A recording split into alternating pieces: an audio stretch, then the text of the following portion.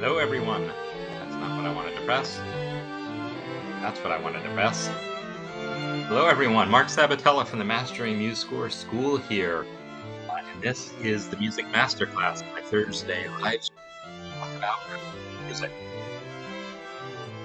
Something I love doing every week. We look at whatever concept we want to talk about this week, and I take a look at some of your music and see, what's going on. So happy to see people checking in here and saying hi. I'm not sure I understand the waking up thing. Is it just that waiting for it to start waking up? Because Rod's the one who's like in like Australia when he's doing one of these, and it's like 4 in the morning. Um, anyhow, so yeah, this is I had put out this Sonata challenge a couple weeks ago, or at least started to hint at it, and then last week kind of maybe formalized that a little bit more. There's nothing formal to it. I'm just interested in talking about Sonata Form, and the thing is, as I shared, a sonata is multiple movements, and when we talk about sonata form, we're usually focusing on the form that's used in the first movement, and the way all the movements fit together is kind of its own thing.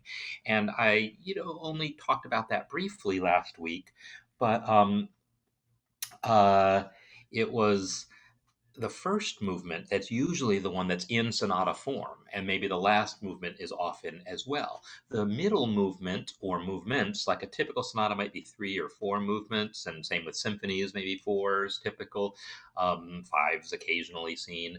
But those middle movements might have other forms, and typically the second movement of a sonata, if it's in 3 movements, the second and third, if it's more, the second or third, if it's longer, like 4 movements, would be the lyrical movement.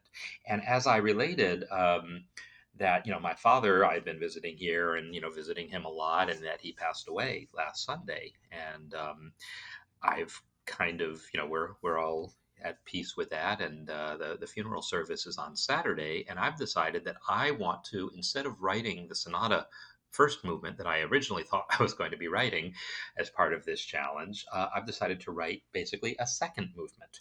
And the second movement is its own kind of form. It's not a specific form, but it's a mood that we're usually trying to convey. And that mood is sort of a gentle sort of mood.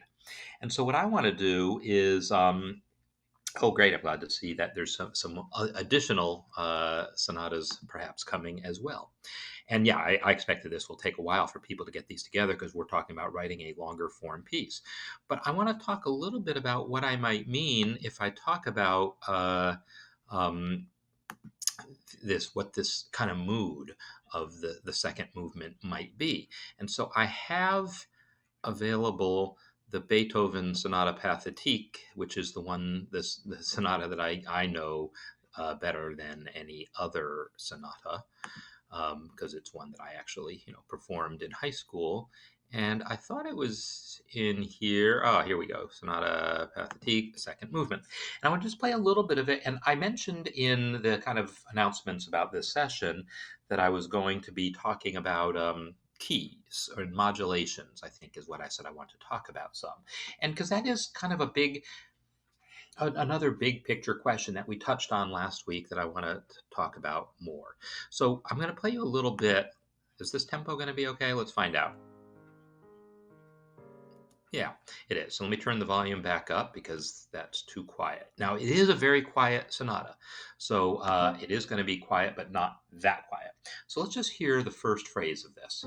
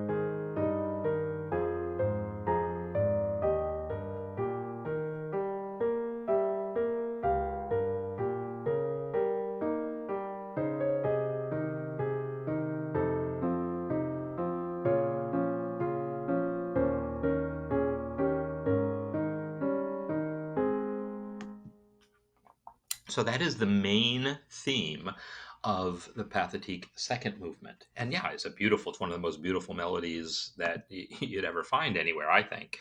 Um, so the idea that it is a melody first and foremost, and he's given us two kind of slightly different accompaniments for it, right? One of them just had a really simple quarter note bass left hand and the moving sixteenths in the right hand. But then the second phrase is the same melody up an octave, but now uh, the right hand is still going these alternating sixteenths. Before it was A flat, E flat, A flat, E flat, right? The second time it's C, E flat, C, E flat. So it's a different specific pattern. And now the left hand also participates in that pattern. So he's providing the same melody, but with, differences in the accompaniment. Later on in the movement, we're going to see that same melody, but with a triplet based accompaniment.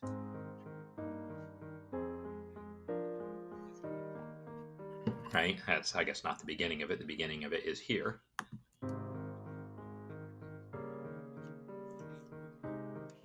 So this piece is, I mentioned last time, in kind of rondo form. We've got that main melody and it's stated twice. Then there's a contrasting melody.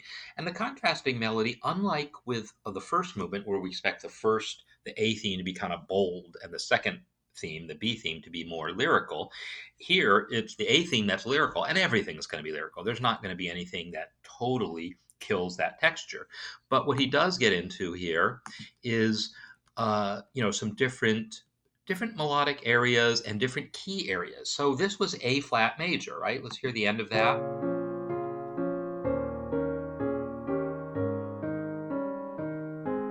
Now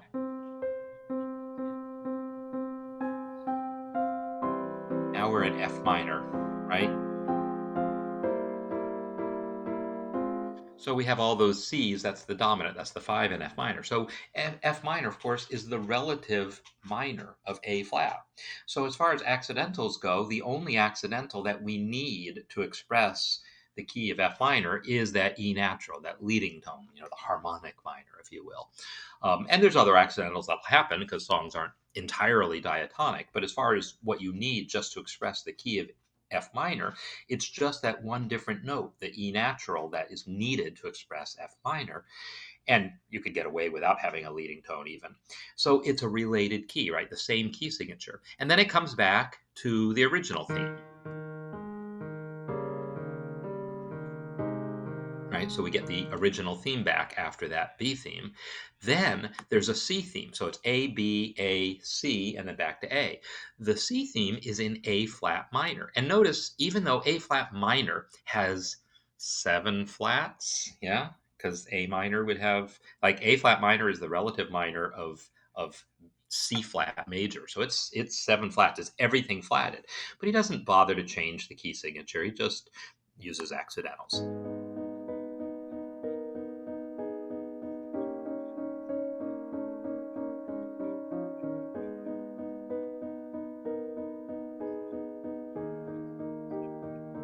I'm going to let this keep running. Because here, now another modulation.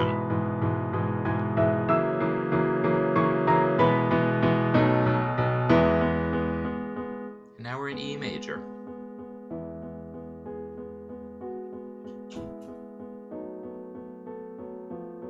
So we're in E major now. And it's basically that same melody, right? Because remember, it was da, da, da, da, da, da. And now it's where's the thing? Ooh, da, da, da, da, da. It's the same basic melody, but now it's in E major. Why E major? Where did this come from? Well, here it would be useful now to respell in your mind that A flat minor and say, well, that A flat minor, 7 flats, maybe we would really call it G sharp minor normally. If you weren't trying to maintain the connection to A flat major, you would just say that was G sharp minor. If you were just writing a piece in that key, you'd call it G sharp minor, only 5 sharps instead of 7 flats for A flat minor. So then once we realize we're in a key with 5 sharps, then it's only a quick jump from a key of 5 sharps, G sharp minor, to a key of 4 sharps, E major. So we are now in E major. But if you think about where we started, A flat major, we are now a long ways from where he started. He kind of fooled us by going from A flat major to A flat minor, which feels like, oh, it keeps the same tonic, A flat, but it actually added 3 flats to that key signature, right? And then he basically adding 3 flats to the key signature, and then in some ways E major is like adding another flat. Really, it's like I'm calling it E major because that's how it's spelled, but he could have called it F flat major if you wanted to stay in the flat ballpark, and then it would have been a key with, I guess, 8 flats. Not that anyone would ever do that, but the point is it's quite far from our original key, from 4 flats now to 8 flats. So it's, or just looking at the circle of fifths where A flat is and where E is, they're far apart on the circle of fifths. And so that is a fairly dramatic modulation, and it's one of these modulations that I talk about as being more characteristic of late classical and especially romantic era music, to have these more distant modulations. And now somehow he's going to have to come back home.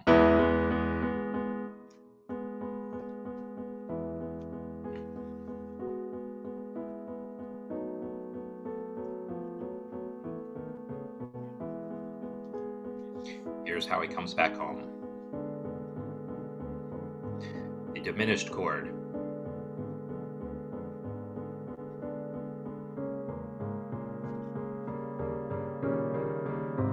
Now we're back to A flat. The diminished chord has a lot of power in modulations because every diminished chord is 4 diminished chords. You know what I mean? If you're in the key of E major, then you could make a D sharp, right? The leading tone diminished chord, D sharp, F sharp, A, C. But that's also the same as an F sharp diminished chord, F sharp, A, C, E flat. Same 4 notes once you allow for enharmonics. Or A diminished, A, C, E flat, G flat. Or C diminished, C, E flat, G flat, B double flat. They're all the same 4 notes rearranged. So diminished chords can often help sort of serve as a bridge. Now, that's not the actual diminished chord he's using here. He's using a D kind of diminished chord, or an F diminished chord is actually what I would be more likely to call it. But it's it's a note, it's a chord that you can relate to the key of E somehow if you try hard enough, but then it also can serve as a springboard by kind of reimagining which the root is. It can bring you to any of like 3 other keys that that diminished chord is related to. So diminished chords and kind of hanging on that diminished chord is a real typical way of achieving these really kind of dramatic modulations. Also, what's called a common tone modulation, where you just pick a common tone. Like, think about how this started over here, the modulation to F minor.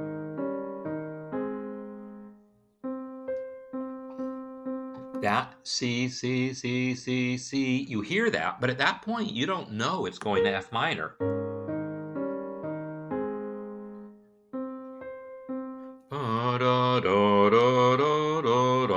As far as you know, he could still be an A flat.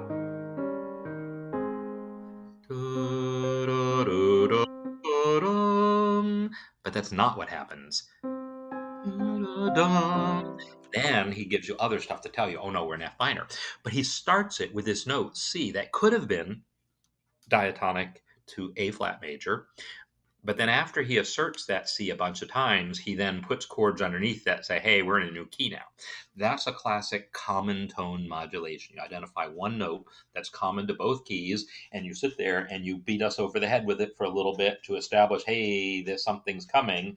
Not beat over the head in a bad sense, but you really call it in a common tone modulation. Very typically, you will call attention to that note as sort of a clue that, hey, something is coming here. And so that is often a way to achieve modulations. Like if I wanted to go directly to E major from A flat, I might have looked at the A flat as being, well, if I respell that as G sharp, now it's a common tone there. And of course, that's what Chopin does in the Raindrop Prelude, for people who are familiar with that. It's boom, boom, boom, boom. It's got that repeated note over and over again. That's a note from the major key at first, but then later on that same note becomes a note in the minor key, but he does it by repetition. So in any case, what we have here as far as form goes, A, B, A, C, A, is, as I said, a rondo, the idea that you keep coming back to A. But the fact that there's these modulations that happen is part of what gives it some sort of shape. So that as you come back, as you go away from the A section, you're not just making another melody, but you're making another melody in another key. So you can have some sense of motion into it, some modulation into it, some modulation out of it. And in the case of that C theme, it starts in A flat minor and modulates to E major within that C theme.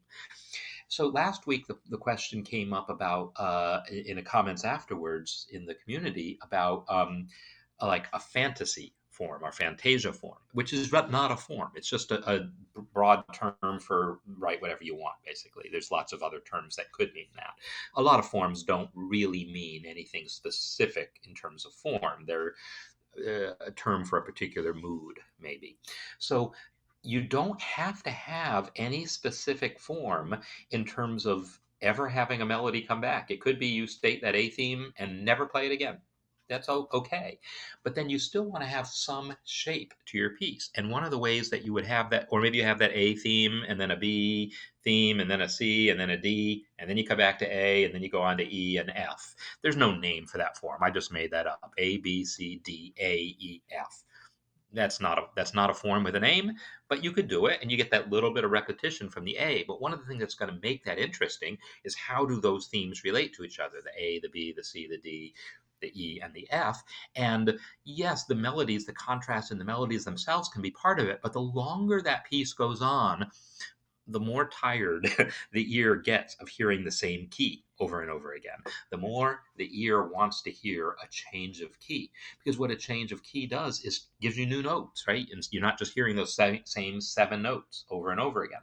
Can you use augmented chords to modulate? Yeah, you can, but absolutely, they're not as common, but they definitely can be used. The thing with an augmented chord is there is no traditional function for an augmented chord, right? If you're not modulating, you would never normally use an augmented chord. In a jazz setting, you might take a dominant 7th chord and raise its 5th, but you haven't changed its function, right? If you take the 5 chord and raise its 5th, so technically it's augmented, whatever, it's still a 5 chord, right? It's still behaving like a 5 chord. It's still a dominant 7th resolving down a 5th. In fact, I don't notate it as augmented. I call it G7 sharp 5. To emphasize that really it is a G7, just happens to have that augmented color to it.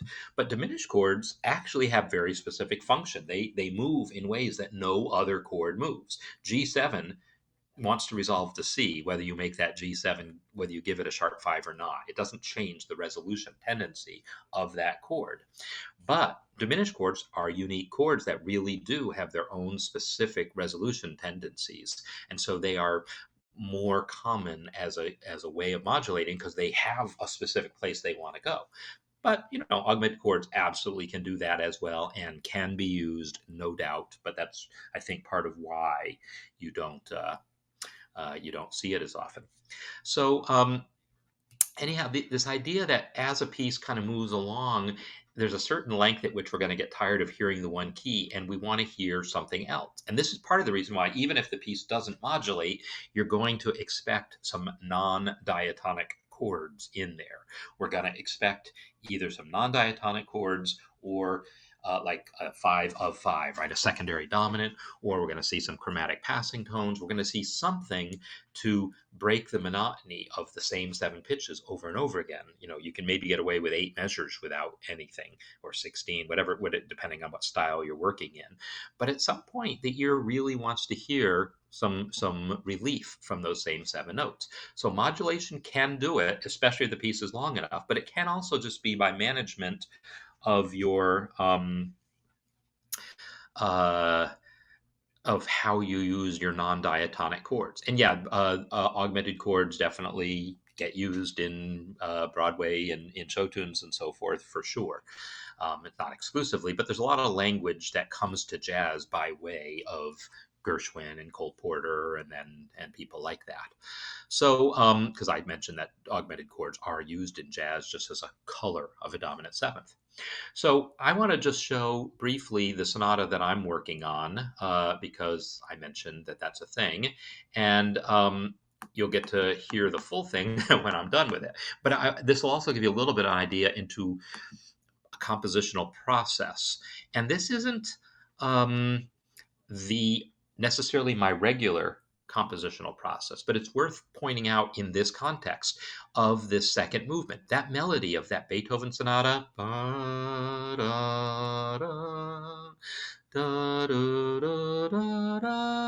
That's a beautiful melody that can be sung, right? It's other people can sing it better than me, but it is a melody worth being sung. And every time he presents it with slightly different accompaniment. The point is that that melody is a melody first, and then, oh, by the way, happens to have some accompaniment. Yes, that's a little dismissive, a little oversimplifying things, but it really is a melody that has accompaniment. Not all Beethoven's pieces are like that. Sometimes it's not just a melody with an accompaniment, it's the whole thing is the thing. But a song, whether it's got words or not, a song without words is a song, right? It's a whole thing from Mendelssohn. The idea of a song is that it's melody first and foremost, and then, yes, it has some accompaniment. So I actually am writing this sonata that way, at least the second movement, because I want it to work like that Beethoven does as a melody with accompaniment really strongly. I want the melody to be strong and work in that way. I don't. My melody's not as good, but it's going to work. But also, in a very practical sense, I'm not going to be able to finish writing the entire movement because we got a lot of other things we're dealing with between now and Saturday. I'm not going to get to completely compose. Like you see here, I've got 4 measures with the accompaniment all provided here. That's all I've got written. But I'm capable as a jazz pianist of playing it from a lead sheet. And what I did was sitting down at the piano, kind of worked out how I want to play it, and I have a pretty good idea of how I want to play it, and then I have to painstakingly write it all out, and I really need to do that at the piano, and so I have to go down to the lobby of the apartment building and hope that no one else is around when I do this. So it's not practical for me to finish even just a simple 32 bars. It's more like 40 bars, even just a simple 40 bar melody. It's not going to be practical for me to finish writing it all out by Saturday. I don't have the time. But by writing it out as a lead sheet, I can now play from this. And yet, I also know I can play from it. I can make up my own accompaniment sight reading, but I don't have to. I've worked it out enough that I have a pretty good idea of what I am going to want to do. So let me just play you a little bit of the melody as MuseScore has it. So this is not how I would play these chords, but you'll get to hear the where I'm starting from.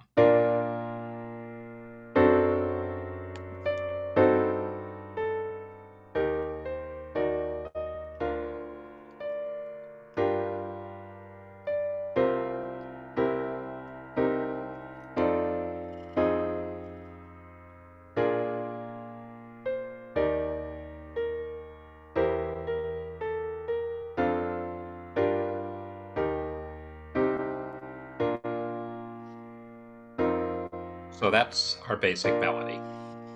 Okay? Um, my how I actually play it on the piano, and this is pretty well note for note, like how I started playing it on the piano, and then as I'm writing it out, I'm thinking about the voice leading. Oh, is there something I could improve? But realistically, no, I didn't have to change a whole lot about it. How I was playing it on the piano translated it pretty well to how I would want to write it out. So this is how these first 4 bars are actually going to go.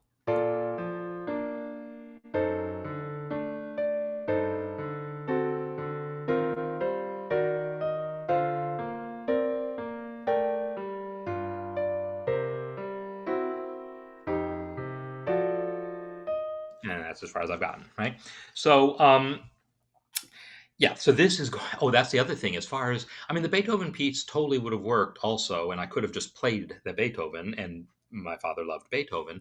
But I wanted to write something, and I knew where it was going to happen in the service. It's going to be like after it's a Catholic mass funeral, and so it's going to come after the communion, and it's a prayer or meditation. Everyone's just sitting there quietly. And so it's supposed to be a meditative kind of sound. And so I didn't want it to be some big dramatic thing.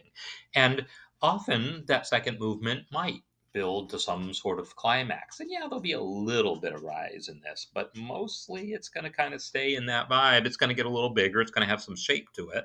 But those first four bars you heard there are quite quite indicative of how the whole piece is going to go. It's just going to be that, move through some different things.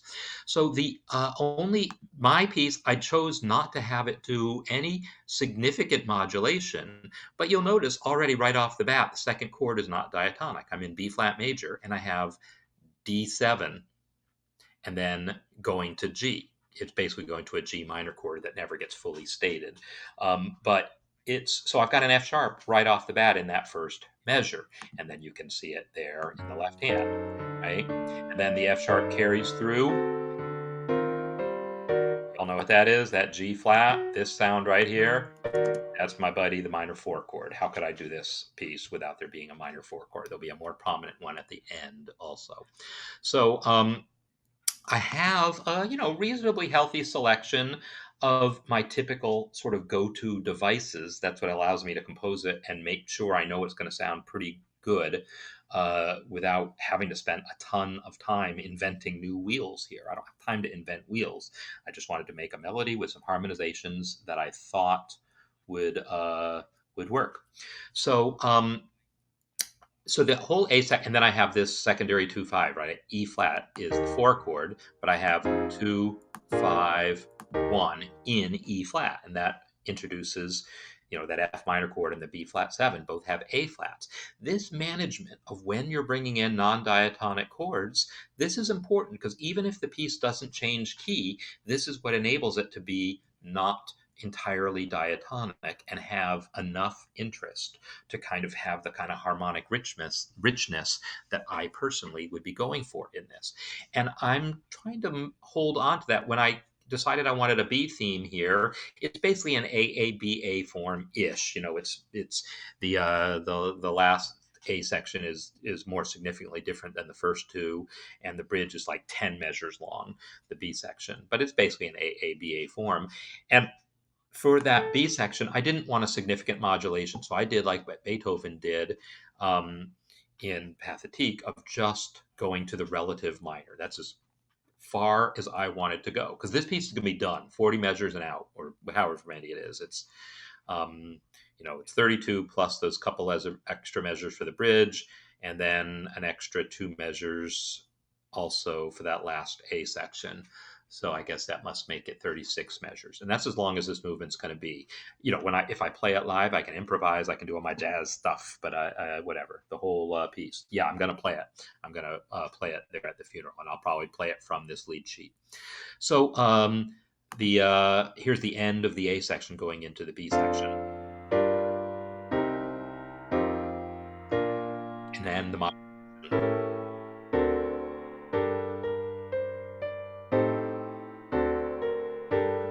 right? So I've modulated to G minor. I've gone from B flat, and then by way of a secondary dominant, and then the actual dominant of G minor, I have now given it basically 2-5-1 into G minor, and now I'm in G minor.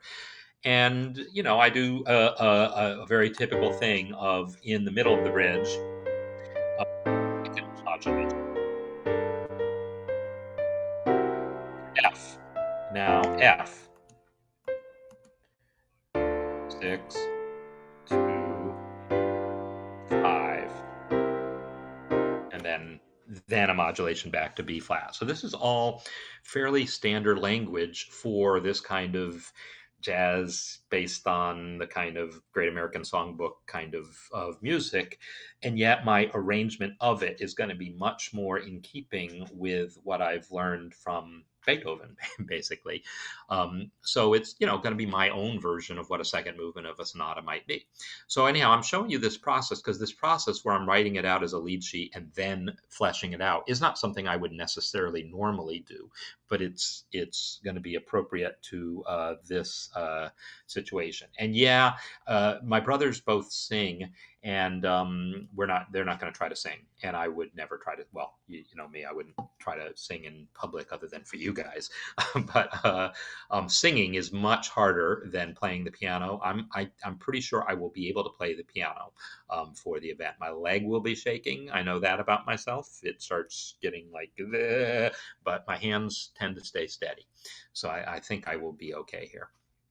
Um, anyhow, that's some stuff about where I'm coming from, and none of this has involved any really dramatic modulations, other than when we saw how Beethoven kind of tricked us into that dramatic modulation where he ended up in E before we ever really realized it.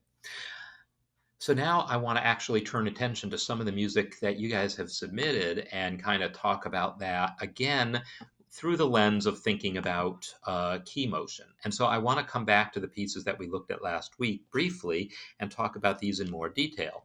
So, like Parsa. Um, remember this piece?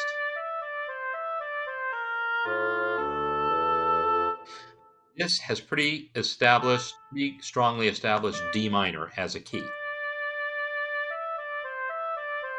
Now, I say D flat, D. Yeah, it doesn't have a leading tone. If we gave it a leading tone, it might have that much more.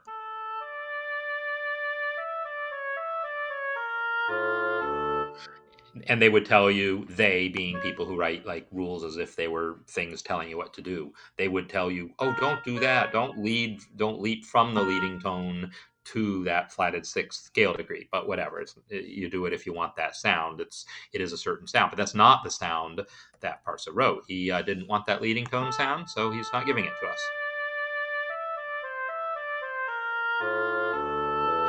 So you could just say, yeah, this is just plain natural minor going on here, and it is quite diatonic for 6/5. And then it's got that, passing tone in here. So it's giving us a little bit of dramaticism.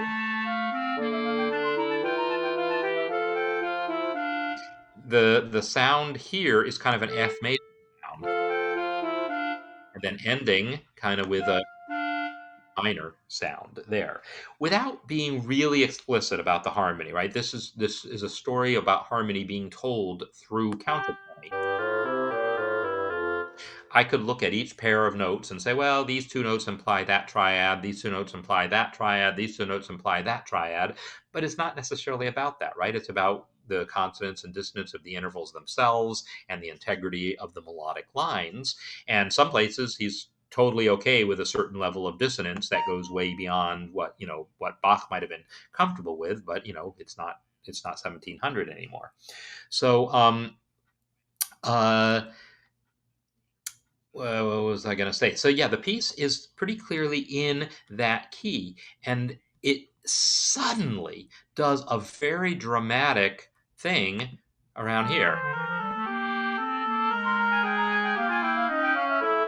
right? That whole passage there, we have these A flats that enter into things, and this E flat and that D flat, right? Suddenly we're in a situation where we've got a lot of flats happening. So I want you to just listen with that happening, listening to the sounds of those flats being added to the texture.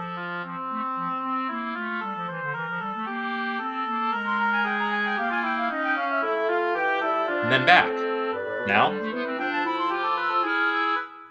at this point, we're adding these naturals. Well, what is this B natural? It really is like adding a sharp. You know what I mean? When I added these flats, A flat, that took the A natural that was there and lowered it. The E flat took the E natural that was there and lowered it. The D flat takes the D that was in the key and lowers it. This B natural takes the B flat that was in the key and raises it. So it's like adding a sharp. And soon enough, he does add actual sharps, G sharp. So really pay attention to that right now. Oh, I'm getting a Amber Alert kind of thing. Is that a nationwide thing or is that a Colorado? It's a nationwide, right? So you're probably getting it too, at least in the United States. So listen to this again. Listen to the sound of it adding flats and then coming back where it started and then adding sharps. And see if you can kind of hear the difference between what it sounds like to add flats versus add sharps.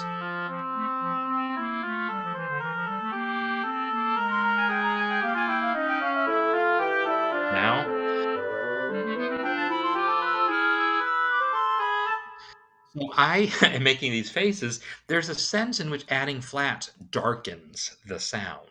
And it might be a little harder to tell on this piece than it might otherwise be because it's not as tonal, right? It's not based on one chords and five chords and so forth so much. When you're talking that language, it's that much more apparent. But even in this language here, where it's more just telling stories with intervals about a key, it's still the case that I would claim it's a different sound, the darkening sound versus the lightening sound. Okay. Now, brightening. And I say brightening despite the fact that it ends with that A minor, but still the key added sharps. And we hear those added sharps that got added, and then eventually, like, oh, yeah, but it's minor, it's not that bright. There's a lot to this management of keys. By the way, where is that building that collapsed in Florida? I should probably know since I'm in Florida. Oh, Volusia County, I see. That's not here, is all I know. So anyhow, that sort of management of thinking about your keys, not just in terms of how related they are. Most of the harmonic decisions not made intuitive, yeah. But see, that's the thing is it's great to hear things and get them down on paper, but then it's also really good to be able to think about, well, what made them work so you can do it again. What you don't want is to sort of accidentally stumble on something and then never be able to reproduce it. You want to identify what worked, what it is about the thing you did that you're liking, and then understand something about what's making it click. So, yeah, most discoveries that ever happen are sort of accidental, and then there's some penicillin or whatever it is that's sort of an accidental discovery, and then they think about what's going into it and they're like, okay, now we know how to mass produce this stuff. So the thing with keys is for a long time people knew about moving to related keys, and it was always just one sharp flatter or one sharp, or one more step on the circle of fifths, one notch sharper on the circle of fifths, or one notch flatter on the circle of fifths, or just moving relative major, relative minor. When people started realizing they can actually move more distantly on the circle of fifths, which was again kind of a late classical into the romantic kind of time frame when people started feeling more free to move more extremely, is when they also started to realize, I think, the idea that how far you move on the circle is significant. And not just how far you move, but which direction you move, I should say. So moving 3 steps away on the circle of fifths, going from C major to E major, that's 4 steps away on the circle of fifths, from no sharps to 4 sharps. But it's going in a sharper direction. From C major to A flat major is also 4 steps away on the circle, right? From no sharp, no flats to 4 flats. But that's going in a flatter direction. And really tuning your ears to the difference between a flatter modulation versus a sharper modulation, or the difference between only going 1 or 2 steps on the circle versus going 3 or 4 or 5 steps on the circle. These are all so as far as 5 steps away on the circle is really as far away as you can go and still have a sense of direction, because 6 is like all the way on the other side, and then it's 6 of one, half dozen of the other, as they say. I see a comment about things being stuck, but I think maybe on my phone I look like I'm still good, so I'm going to keep talking, but I am going to monitor my phone to be sure that I haven't actually frozen. I'm also going to just flip over here. Yeah, it says I'm okay. So that idea that you want to kind of think about where you are key wise, but then also think about like when you come to your new theme, like here's the end of that A theme.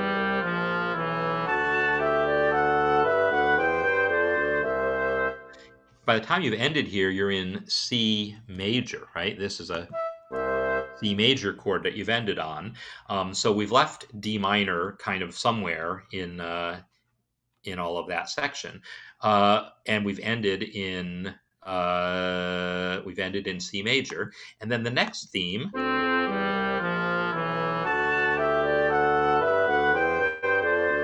Next theme now. Add some flats.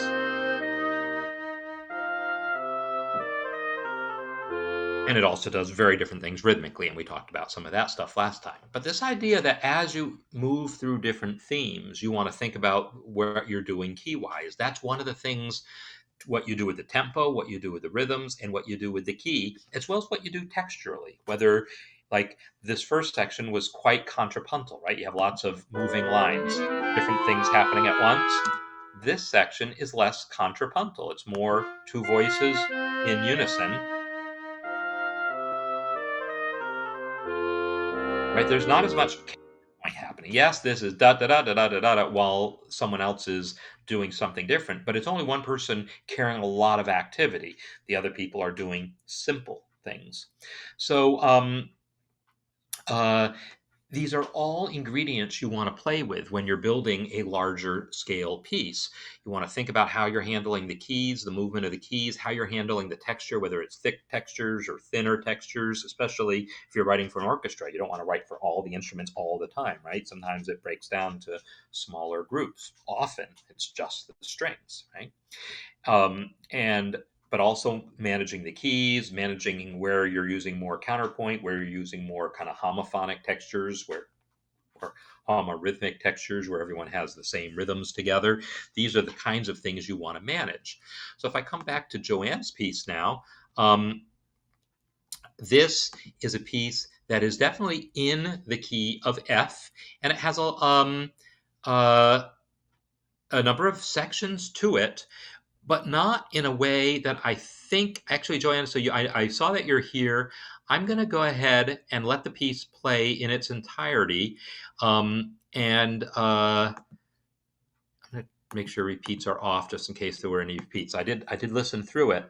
Um, so let's hear this and get a sense of what's going on in terms of the form. Think about the melodies. Think about how many different melodic themes you're hearing, how they relate to each other. Think about I'll tell you right now, it basically stays in F, so you're not going to be talking about key changes, but you will be hearing non-diatonic chords and so forth, how that's creating colors, and then certainly be looking at the lyrics, because that's something Joanne mentioned was particularly significant in this piece. So let's hear.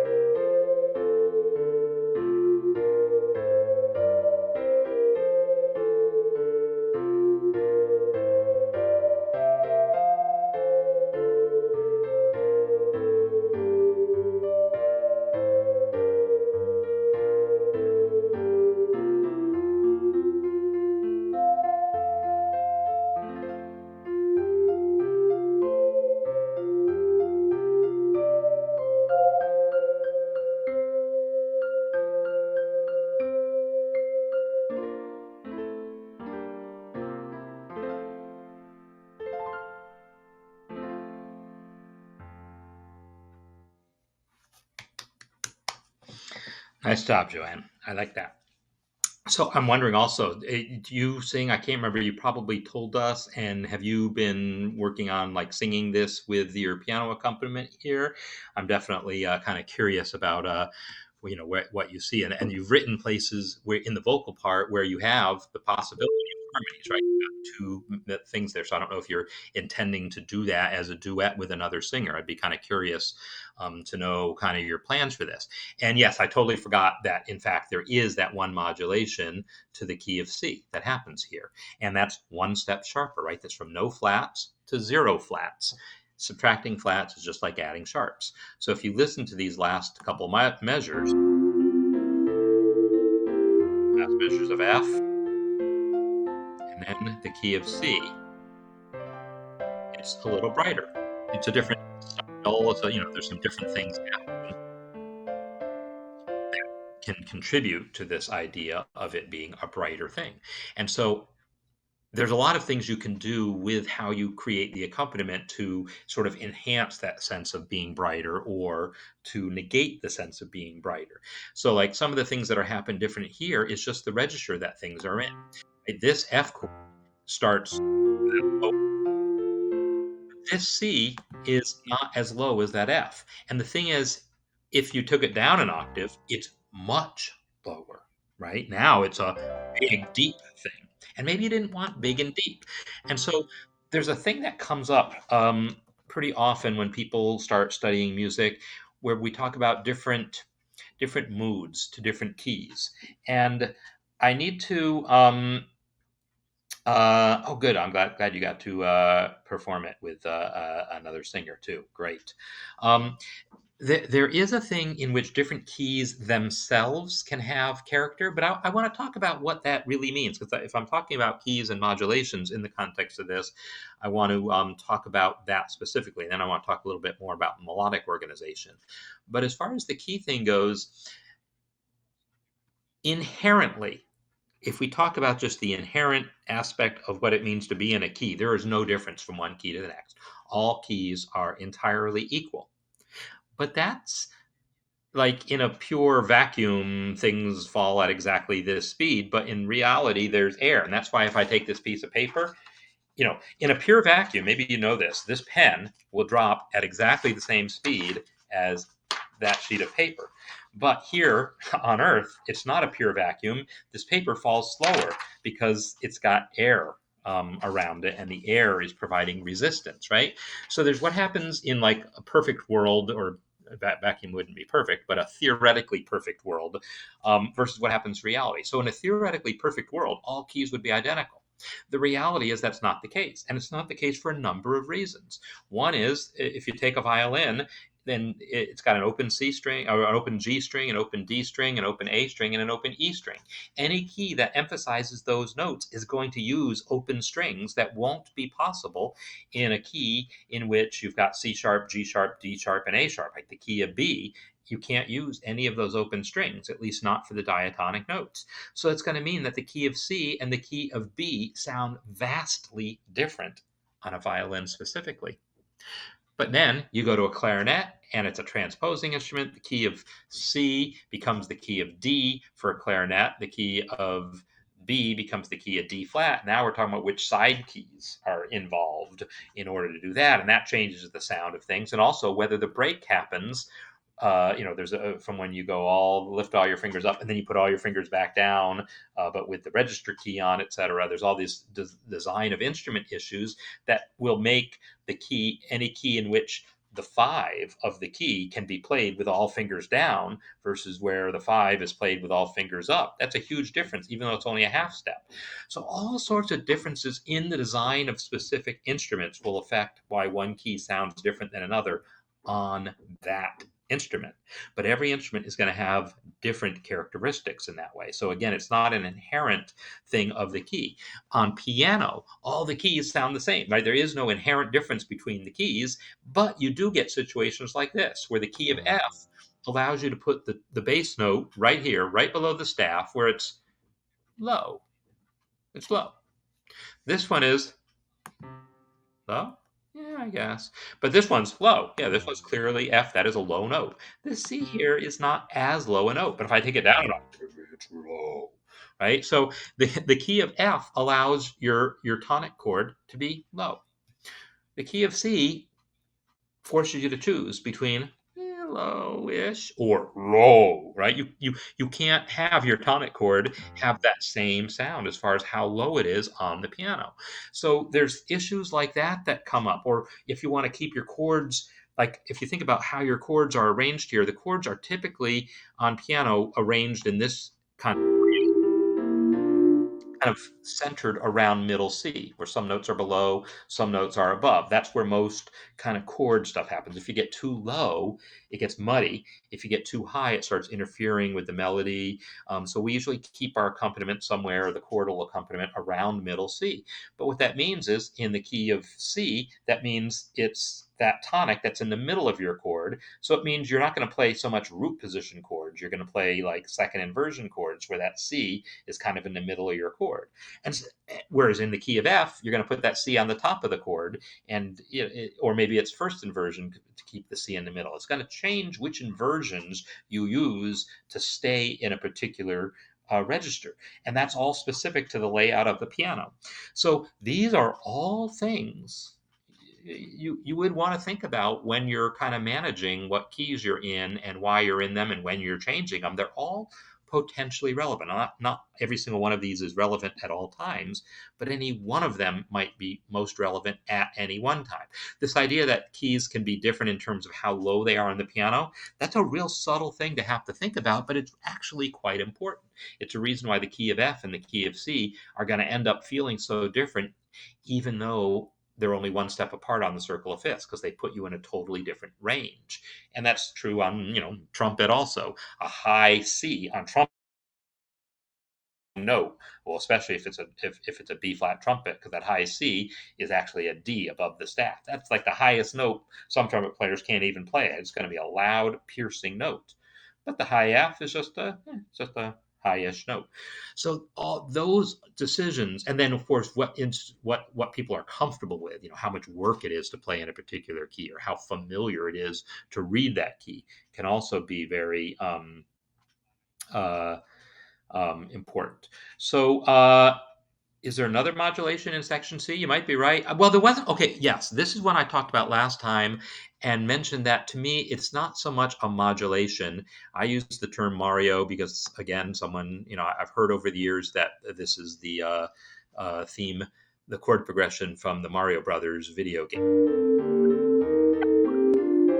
Five chord, then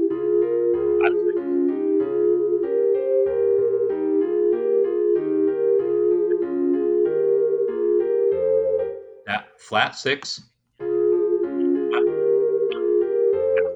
that chord progression it's a common chord progression. It's not really in another key. It's not really it doesn't it's these are what are called borrowed chords. If you take my harmony course, and there's a whole section called borrowed chords, and it talks about the idea of borrowing from the minor key. The key of F major doesn't have a D flat chord or an E flat chord, but the key of F minor does. And so these chords are borrowed from F minor. And Joanne's giving it an F minor key signature here, four flats. But realistically, we haven't really gone to that key. We've just borrowed those chords for a few measures. So you don't need to show those that key signature change, but it doesn't. It's not necessarily wrong to, but it is because we never actually even hit the tonic. We never hit an F minor chord. I would definitely be a little reluctant to want to say with a key signature, "Hey, you're in F minor now," because we're not. We just borrowed some chords to the actual one chord in the major key. So it's borrowed from the minor key. It's not the same as a modulation, but it's definitely chords that come from another key. So it definitely brings in that minor color. Absolutely. As does the E flat chord right before that whole thing started off. Right? That thing here, this E flat chord, is also borrowed from the key of F minor. That's how we might explain where the uh, where the chord comes from. So that is another typical device to borrow that particular chord, that flat 7 chord. And in that particular progression, it's a very pop cliche. That's a very common in the pop world to have that kind of sound. So, and yeah, so a lot of the specifics in that flat 6 to flat 7 to 1 is common also in kind of a rock genre. And there's jazz cliches and classical cliches. There's things that are like endemic or typical in different styles of music. So, anyhow, that's what's kind of some of the things that are going on key wise here. Um, and then within that, there's also other non diatonic chords. Maybe not as many in this as one might possibly think. There's probably some opportunities where if you wanted to do things like instead of going directly from 1 to 2, one could choose to just make this F be an F sharp here. And then we're now hinting at an F sharp diminished chord leading to the G minor. This won't be a good voicing of it, but let's hear what I mean. So this F sharp, if I take it down a couple octaves, and let me just change, I'm just changing things around. Good enough.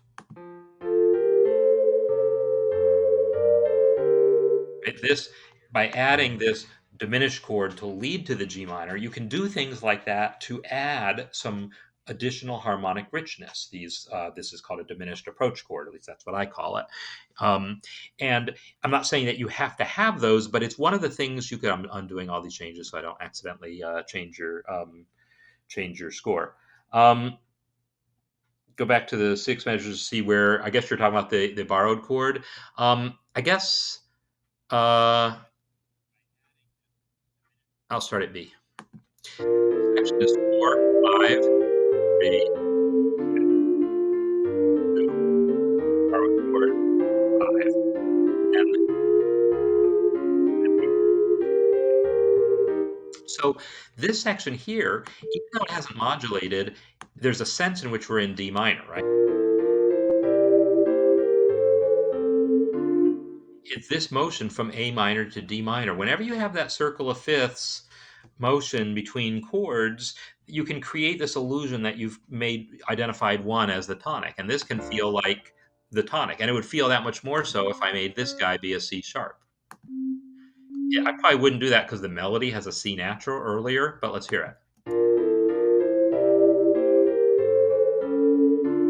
Right? You could totally do that, right? That's the kind of thing you would do to really feel like, hey, I want to emphasize that D minor chord. Let's give him an A major chord. Let's give him his own 5 chord. But that wasn't the point here. The point is that making some of these decisions, identifying chords that are important enough to get some additional harmonic richness, the support of these secondary dominants, these secondary diminished chords, or like this borrowed chord here, finding the right places for that is one of the things that allows a piece to have the kind of richness that you might want to have. And so the trick is to find where you want to do it and how you want to do it. So Joanna has done it, I think, very effectively with the chords that she did have there. That E flat chord, I think, is extremely effective here. And I think the D flat and E flat are extremely effective there. And then there's another place where she's got a G, like this little section here. And a G. That's really one of the few times she's using that G7 chord, that 5 of 5. 5.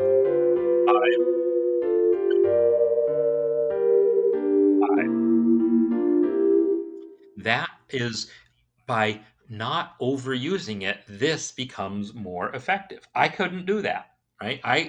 Because I when I say I couldn't do that, I mean because I'm throwing so many of these color chords in, I would not be able to achieve the dramatic effect that she gets from this one really well placed secondary dominant. So there's benefit to holding back on how much of that color you use so that when you do choose to use it, it's that much more effective. It's very effective there. By the way, I'm not sure, I wasn't counting, but my guess is this phrase is an odd length. 1, 2, 3, 4, 5, 6, 7, 8, 9, 10. Yeah. So we talk about melodies as usually being 8-bar phrases, and this one felt like it had a couple extra bars. It's just like the bridge, the B section of my sonata movement.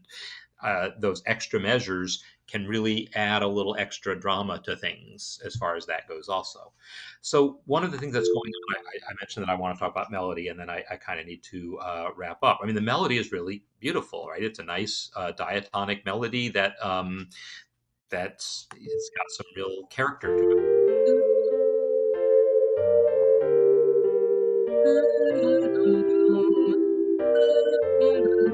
That's a nice melody. That's a really nice melody. Um, so that melody occurs periodically as if, kind of a refrain type of situation. But even the melodies that aren't exactly that melody, some of them have that character. And so I don't remember exactly where these are, but there's certain places where I just feel like the melody is similar to that.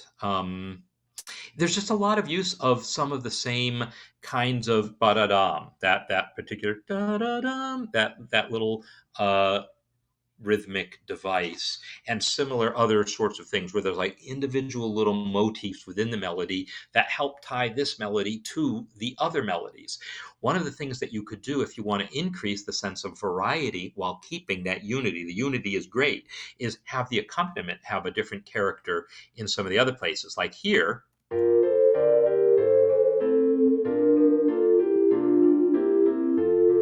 this section is a different melody at letter E.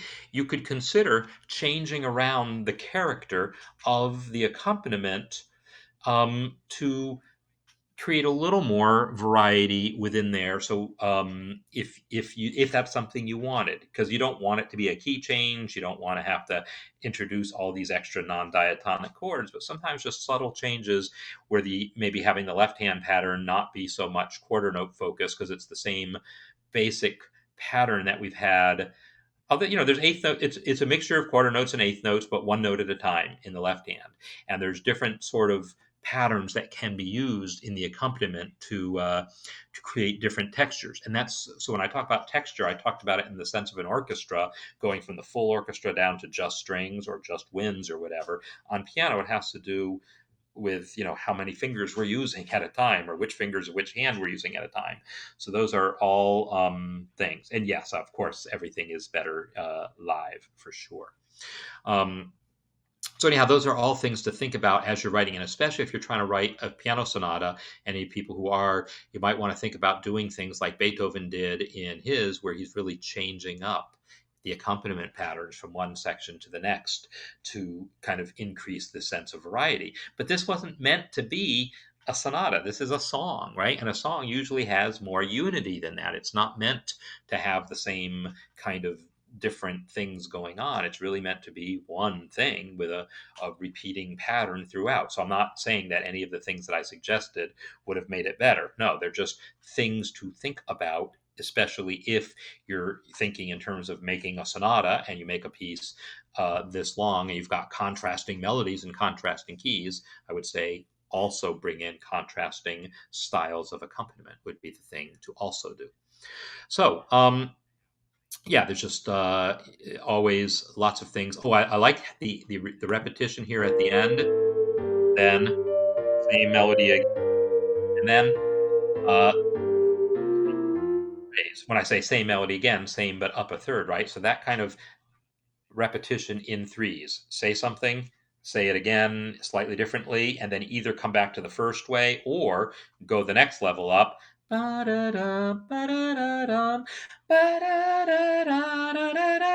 Right? If you wanted to come to a climax, that could totally have been a climactic way to end here, but that wasn't the point. There's a decrescendo here, right? So that wasn't what she was going for. But that's one of the things you do if you want to build to a climax. And in mine, I actually chose to do that, right? I have this is the last phrase of the A. The highest note is that F. But for the last A section, I go up, down, so that there's a climax at that point. It's not going to be a giant climax, but it will be the climactic point of the piece, and it's very carefully worked out in terms of that is the highest note of the piece. That is the only B flat in the whole piece. Other than that, the highest note was a G, and that G was here towards the beginning, which was, established some range right from the beginning. So anyhow, these are all things to be I don't know, thinking about. So people have started submitting your sonata movement things, and that's great. Glad to see it. We're going to take a deeper look then once more people have a chance to play with the sonata form ideas. Would love to just see people's A themes and B themes, maybe look at how to put them together, and we'll get deeper into sonatas next time. I'm 90% sure at this point that I'm going to take next week off because I'm pretty sure I'm going to be traveling. I will probably be heading back to Colorado next week, and not sure which day I'll get a flight or anything. So I'm probably just going to make the call that I'm probably taking next week off of the live streams. But hope that you all got something out of today. So let me up.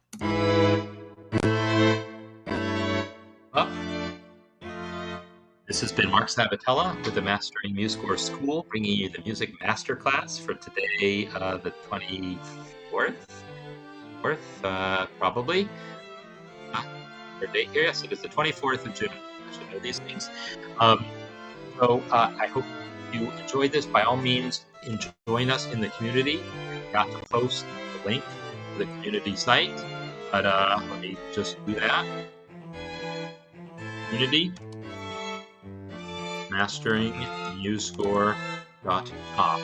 There we go. So please join us if you haven't already, and come on and join, and start posting your own music, start posting comments, and hope everyone has a great week or two. So I will catch you the next time, which should be in a couple of weeks. Okay, see you later.